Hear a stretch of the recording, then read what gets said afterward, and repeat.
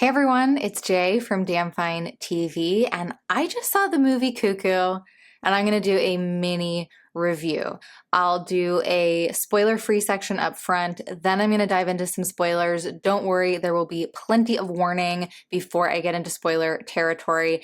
Now, I went into this film not knowing a single thing aside from just the fact that a family moved to a new country. That was all I knew. So if you would also like to go in not knowing a single thing about this film, which I do recommend, stop this movie now, go to the cinemas, I'll wait.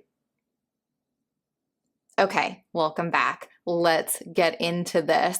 I do think this is worth seeing in cinemas. The cinematography is gorgeous. Hunter Schafer's performance is really spectacular. I think she really comes alive in this role, and it's worth going to see her on the big screen.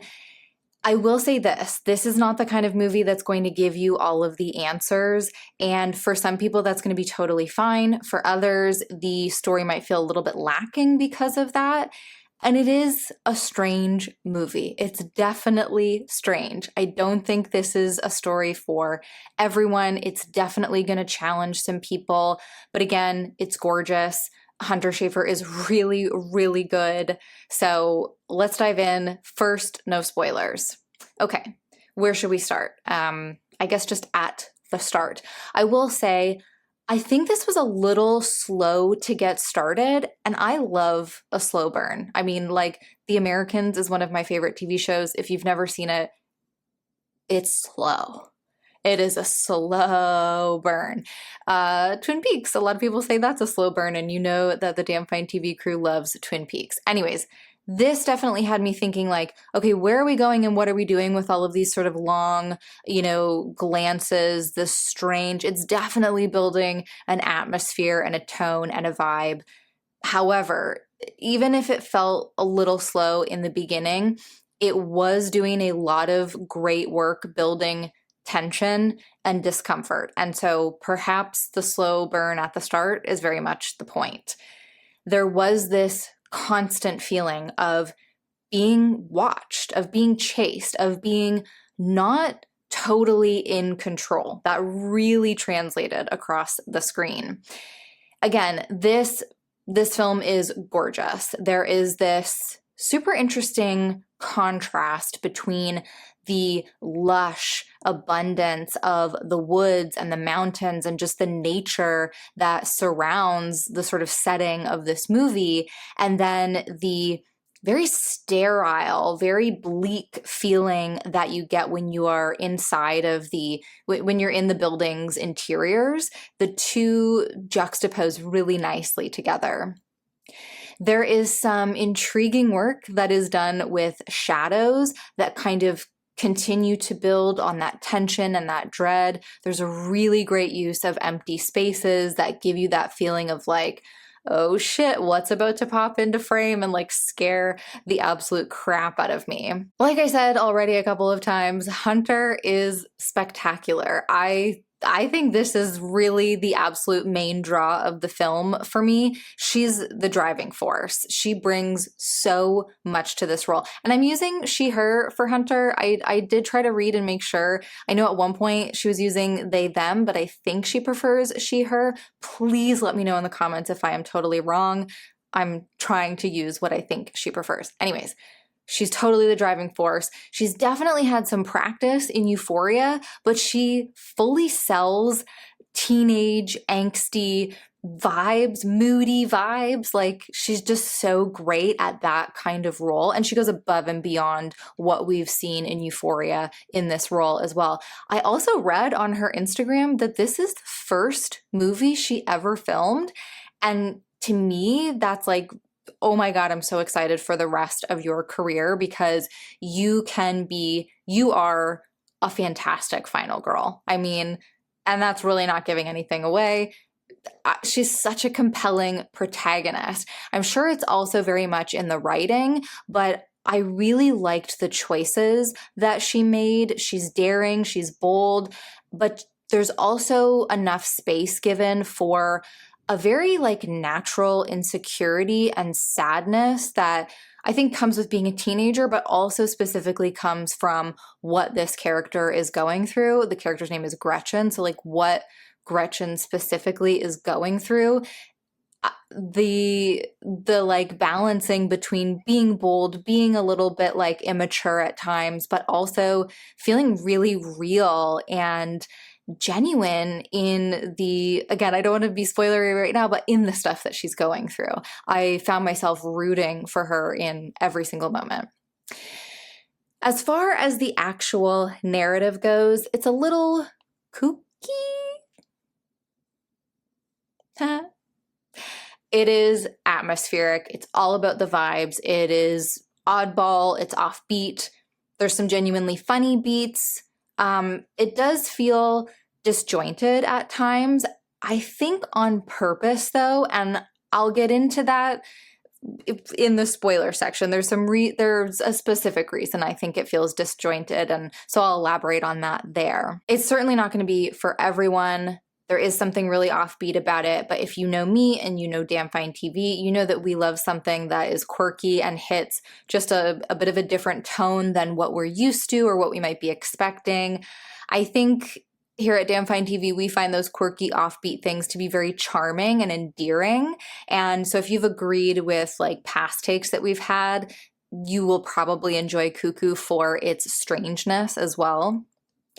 As for scares, I mean, we are talking horror movies here, or a horror movie. There are definitely some thrilling moments, thrilling sequences. It's very much a mystery mixed with a few other sort of sub-genre type things that I don't really want to give away right here. But more than anything, though, I thought this was really a movie. I thought this was a sad movie. I mean, it really does a great job of exploring grief and difficult family dynamics. I teared up at one point. I haven't done that in a horror movie in a while, but it definitely really got me in one moment. It's definitely not the most like in your face kind of horror, but it's certainly unsettling and it taps into attention really nicely. Okay. Spoiler warning, get out now if you have not seen this and you don't want to know anything about it. If you don't care and you're just coming along for the ride, we're going there in 3, 2, 1. Spoilers. Okay.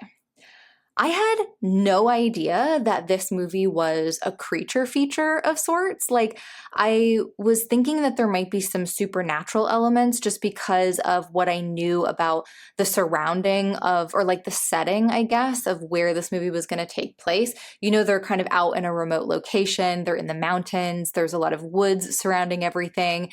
And with that, I usually feel like there's going to be something supernatural or something fantastical about that.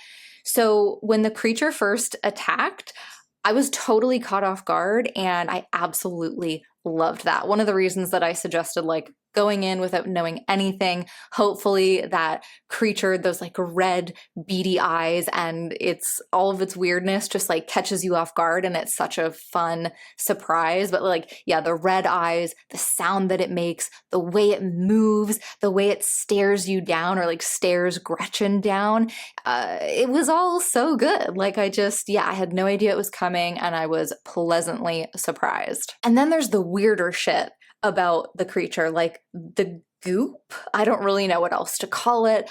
The way it makes its victims like rub its legs all frantically and then they pass out and then I guess we get to this like insemination process. I don't really ever think we see the full process. I mean, unless I fully missed something, but we kind of see the after effects, like all the vomiting. I mean, I guess that's more body horror type stuff. Correct me if I'm wrong in the comments, please. I would love to know what I'm missing, but I loved all that too. Like the goo was so gross and unsettling and like definitely made my stomach churn a little bit in the best ways, of course. It's certainly jarring and uncomfortable, but I think the coolest aspect of the creature, at least for me, is the sound that it makes and the fact that that sound does this wild time looping thing to its victims. I mean, it effectively traps its prey by sending it into this state of being unable to move forward, unable to make any moves that would help it escape because it's stuck repeating the last 30 seconds or so over and over and over until the creature is close enough that it can make its move. And I really think like it's such a smart and intriguing depiction of like an animal trapping its prey, a predator trapping its prey. But I also thought it was a really nice parallel to the way that people navigate grief. It often feels like we can't move on from these few moments, or like, we get stuck thinking about the memories of a lost loved one and we can't move past that. We can't move past the grief that we're carrying. It takes a long time. I mean, that might be a reach, but I'm reaching all over the place because I thought it was a really nice parallel. Okay. That is my favorite bit though of the whole thing, is the time looping. I thought it was so weird, so cool. And that's what I was referring to when I was saying that there's like a kind of like a disoriented, disjointed feeling to the movie. It's not just these time looping scenes. There are also times when we'll cut away from a scene and Gretchen will be waking up somewhere and it's almost like she is unaware of where she is or how she got there.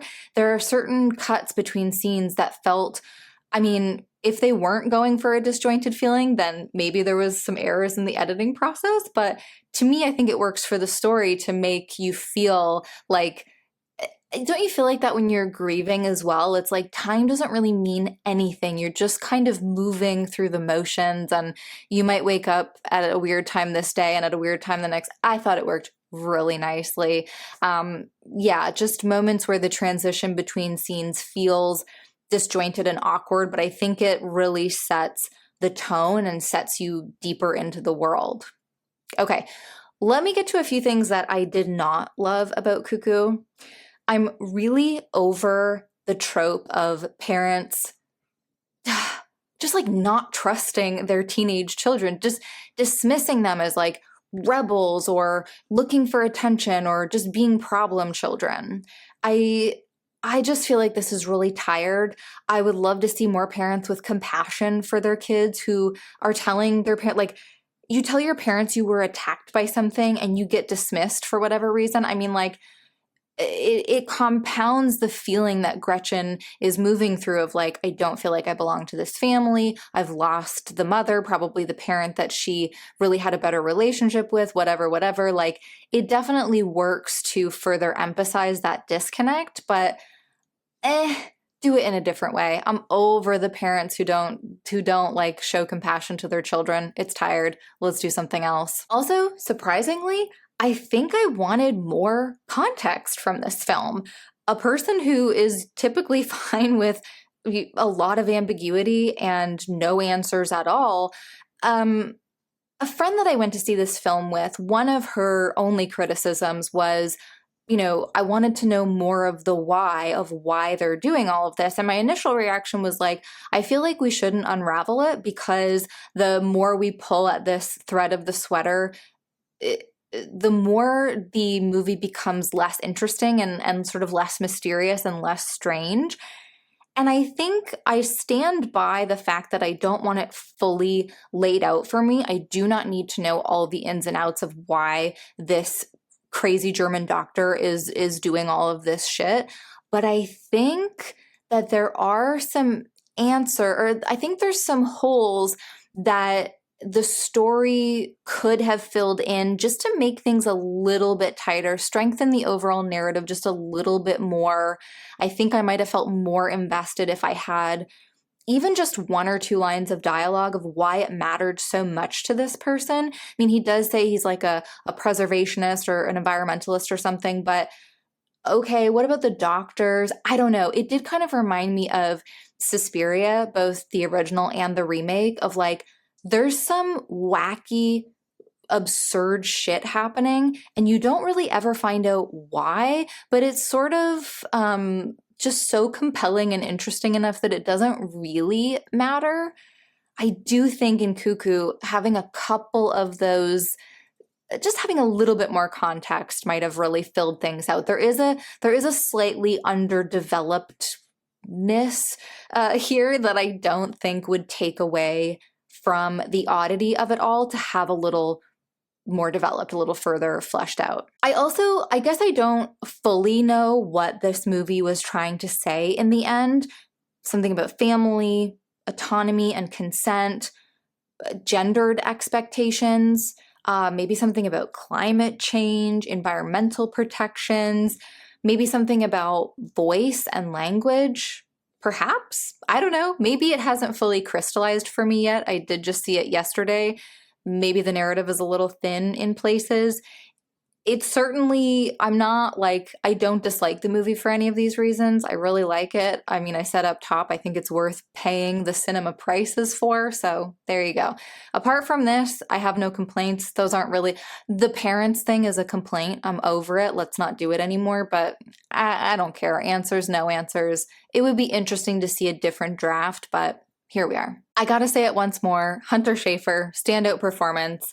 I think that she fully grounds all of the chaos and strangeness happening around her. She knows when to lean into the weirdness and when to set herself apart. I just was so compelled by her. I want to hug her when she's calling her mom on the phone. I want to cheer her on as she fights to save her sister. I want to yell like hell yes when she confronts Dan Stevens' character and just like doesn't take any of his bullshit. And the physicality, the comedic timing in that one line where she looks to her parents and like gestures towards Dan Stevens, like that's a fucking weird way to put it. It was so funny to me. It was such a nice little break in the tension, but also helped to keep building the tension. It was really well done. I think she's on another level here than everybody else in the movie, and without such a strong leading performance, I really think some of those other areas in the film would have suffered. Like, I think the thinness of the narrative in places would have stuck out so much more, but she kind of elevates things in a way that I can't fully describe, except she's just so compelling. Like when she tells her sister that her mom won't be able to come and visit, and I mean, we all know why. The little sister doesn't get it, but we know it's because Gretchen's mom has died and she's unable to visit. You know, the way that Gretchen's breath, or like Hunter's breath, catches and she starts to cry even more. I'm gonna cry now. It was so good. That's when I teared up. It fucking gutted me. I felt the pain so deeply in that moment. It was such a familiar feeling of like, you know, when a lost loved one, when you think like, well, they'll never be able to join me again in doing this activity, or they'll never visit again. You know, you can feel that. If you've ever lost somebody, you can feel it in that moment. Oh my God, cry break. Okay, devastating. Now, for me, those moments of grief stand out more than any of the scares, if I'm being honest. There was some really fun and spooky stuff being done with shadows. The bike scene as the creature is running after Gretchen, and we just get those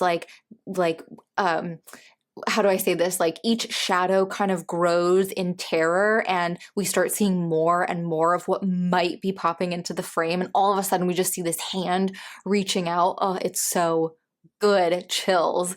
And the opening scene with the shadows along the wall as these two people are arguing, to me, it was giving bird-shaped vibes, like almost like two beaks, like fighting with one another, like pecking at each other. That's kind of what I got from it. And I mean, what a way to open a movie. I did say it was a bit of a slow start. This, like, maybe that's why, is because we open with this like hugely tense scene.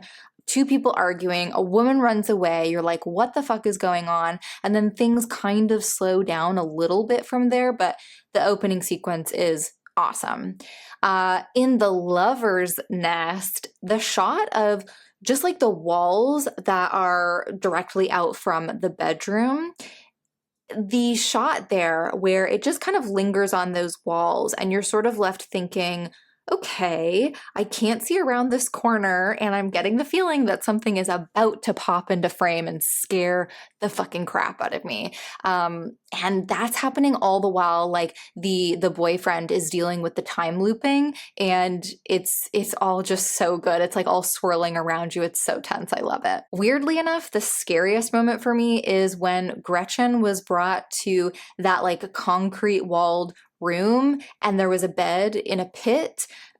That felt super claustrophobic to me. I was like my stomach like churned, my heart sank. I was so worried for Gretchen. I thought she was going to be, captured and held captive and then tortured or something, which kind of happens, but just not in the way that I thought.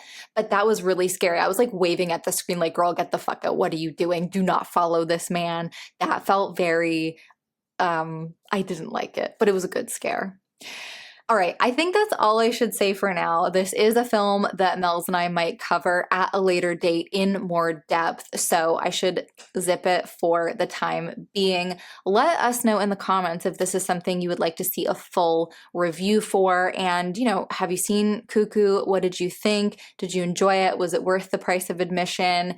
Is this the kind of off-brand, offbeat narrative that works for you, or not? Or what did you like about it? What do you think of my connecting the time looping thing to the way we move through grief? Did that land with you? And also, how cute was Ed? Oh my God, new crush just dropped. Did anyone else get Clea Duvall vibes? All right. Thanks everyone for watching. I'll be right back.